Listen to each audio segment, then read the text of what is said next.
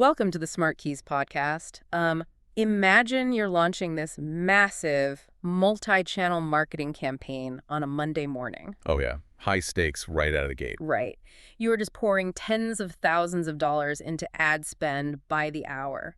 And Tuesday rolls around and you need to know if the messaging is actually converting. Or if you're, just setting money on fire. Exactly. But instead of just pulling up a dashboard, you have to submit a ticket to your IT department. Which is probably already buried in request. Always. They're backlogged, so you wait. By Thursday, they finally send you the report, and you realize the campaign was targeting the totally wrong demographic. Ouch. And by then, the budget is gone. The budget is gone, the market has moved on, and you're just stuck.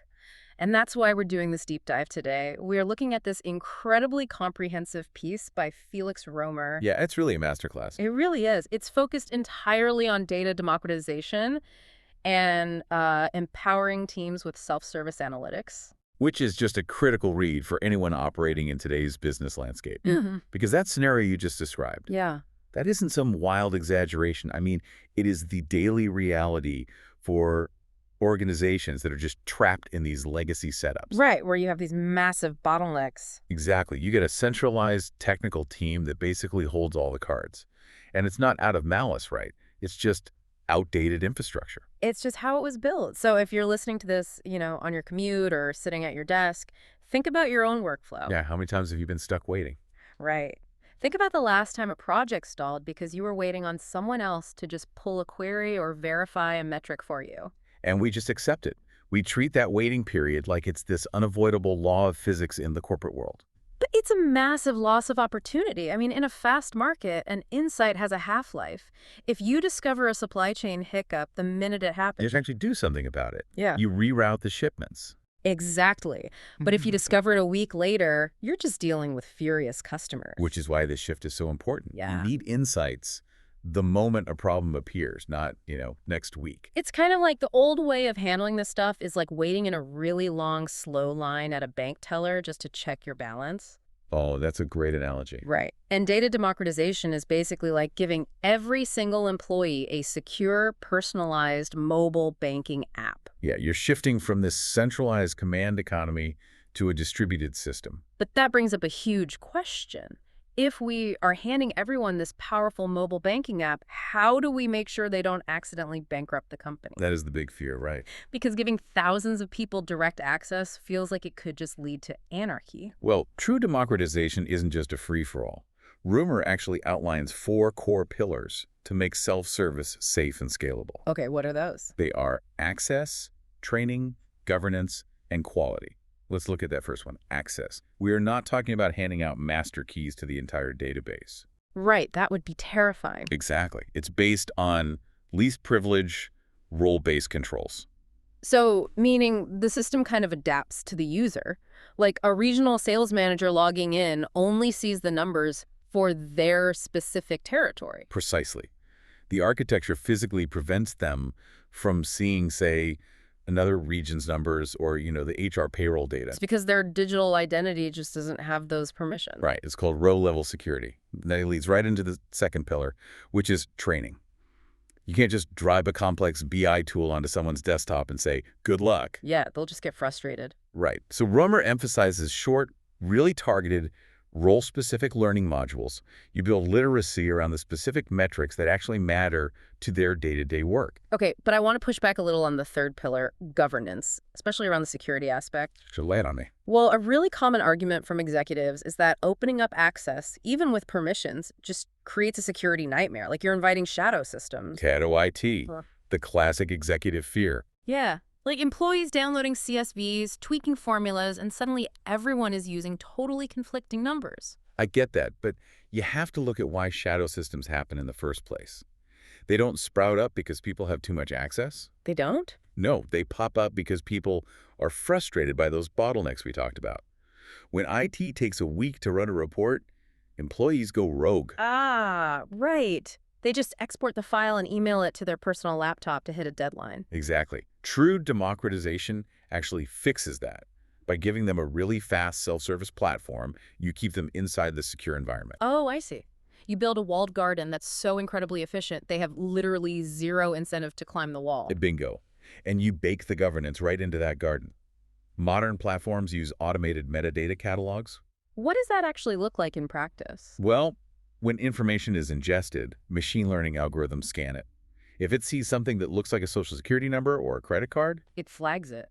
it automatically tags that column as PII, personally identifiable information, Wow, so that takes human error totally out of the equation. entirely. The analyst doesn't have to remember the rules for GDPR in Europe or CCPA. If they try to pull a customer list, the system just masks those sensitive columns before they even see it on their screen. Exactly. The governance travels with the information. Which brings us to the final pillar, quality. Because if the data is garbage, no one's going to trust it. Right. Governance is about security, but quality is about trust.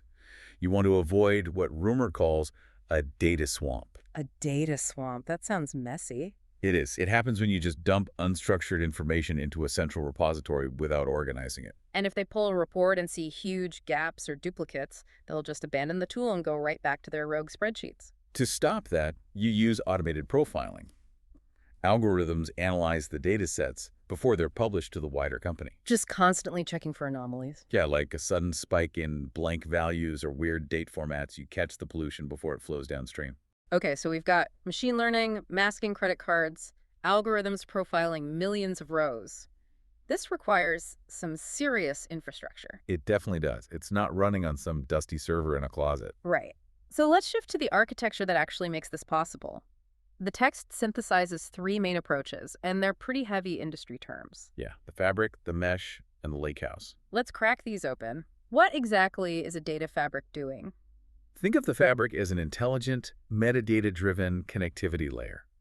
In past, companies tried to physically move everything into one central database. Which is a nightmare. A total nightmare, slow and expensive. But a data fabric leaves the information exactly where it is. Oh, really? Yeah. Whether it's in a legacy mainframe or a new cloud app, the fabric uses APIs to lay a virtual net over all of it. So it's kind of like a universal translator for legacy systems. If I'm an analyst, I don't need to know the weird query language of the old mainframe. Exactly. The fabric translates your simple request, routes it, and knits the answers together into a single view. Okay, I like that. So how is the data mesh different? Well, where fabric is a technical integration, the data mesh is more of an organizational shift. It treats data sets as products owned by specific domains. Kind of like franchise owners independently running their own specialized stores. That's a perfect way to look at it. Under the old model, IT was responsible for the marketing metrics. Even though IT knows literally nothing about marketing. Exactly. Under a mesh, the marketing team owns their own customer churn data product. Hmm. And it comes with an SLA, a service level agreement. Meaning they guarantee the quality and uptime to the rest of the company. Yes. It pushes the accountability to the edge where the actual domain expertise lives. Okay, so Fabric is the translator. Mesh is the franchise owners. What is the lakehouse? Because I'm hearing this term everywhere. Yeah, it's huge right now. To understand it, you have to look at data lakes and data warehouses. Right, lakes are for cheap raw storage, but they're slow. And warehouses are fast and structured, but incredibly extensive because the computing power is tied to the storage. So if you want to store more history, you have to buy more expensive compute power. Exactly. The lakehouse severs that link. It decouples the compute from the storage. Ah. It uses the chief storage of a lake, but puts a structured layer on top of it. Hmm. So you get limitless scale for heavy analytics and AI, but at a fraction of the cost. And the really interesting point from the text is that you don't have to choose just one of these, right? No, not at all. You actually want to combine them. You use a lakehouse for scale, the mesh for ownership, and the fabric to connect it all. Okay, so let's tie this architectural theory directly to the bottom line. Because re-architecting all this is a massive investment. It is. What is the actual ROI for a business taking this leap? The ROI is wild. Römer highlights a case study of a global company that migrated from an older Hadoop stack to a modern lakehouse. And just for context, Hadoop was revolutionary a while ago, but it involved writing intermediate results to physical hard drive. Very slow. Brutally slow. Because of that, this company was dealing with 24-hour delivery times for their analytics. A full day just to get a report. Yeah. But by moving to a decoupled lakehouse, they cut their engineering spend by 45 to 50%. Wait, really? Almost half. Almost half. Because they weren't paying for that inefficient compute anymore. But the crazy part is the speed.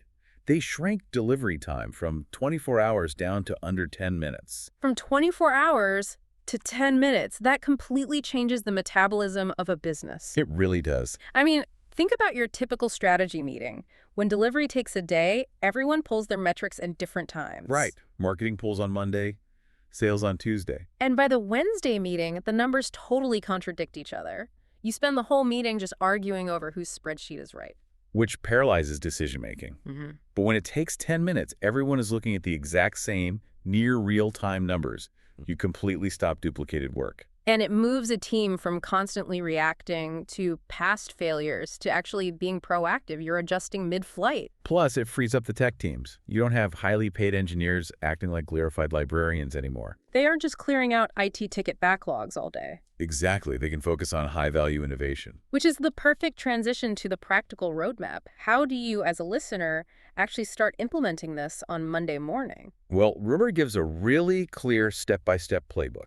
It starts with a candid audit. Like mapping the territory before you change it? Right. You audit your platform, sure, but mostly you audit the literacy levels of your teams and your security gaps. Finding out where the bottlenecks actually are. Yeah. And then you have to prioritize UX, user experience. This is so critical, because if you give a non-technical employee a tool that requires them to write SQL, They won't use it, adoption will be zero. they'll just go right back to Excel.